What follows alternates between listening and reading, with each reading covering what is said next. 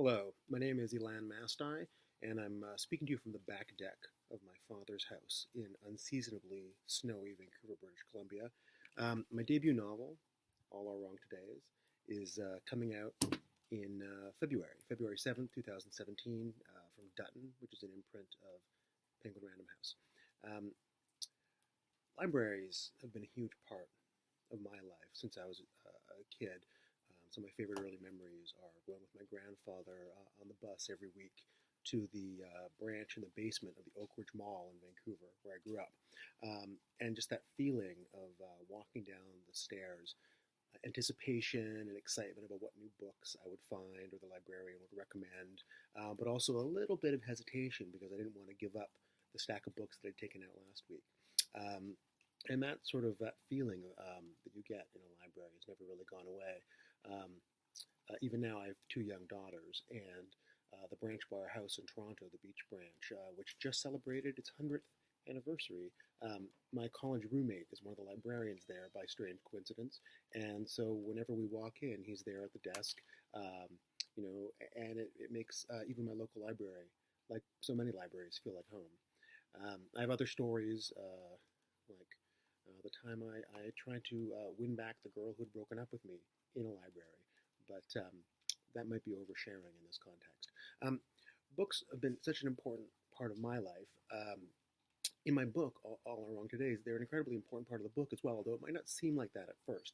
See, the book is set in 2016 in the present, but it's the 2016 that people in the 1950s thought we were going to have, this kind of techno utopian future of flying cars and moving sidewalks and robot maids and teleportation and time travel, which is where things go horribly awry. My protagonist, Tom, steals a prototype time machine and goes back to 1965 and causes a terrible accident. And when he returns to the present, he finds himself stranded in what's basically our real world, the 2016 that we know, but which to him seems like a terrifying dystopia where everything has gone wrong. Of course, he wants to go back. Then he meets these very unexpected versions of the people in his life, his family, the woman he loves, and even himself.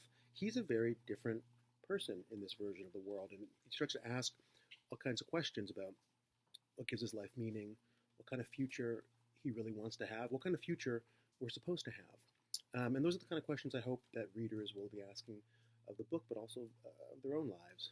But the one thing, despite the lack of incredible technology, the lack of war and disease and poverty that exist in Tom's version of the world, the one thing that we have that's better is books, and books become an important part of Tom's story, just like they're an important part of my story, and I'm guessing a pretty important part of yours as well.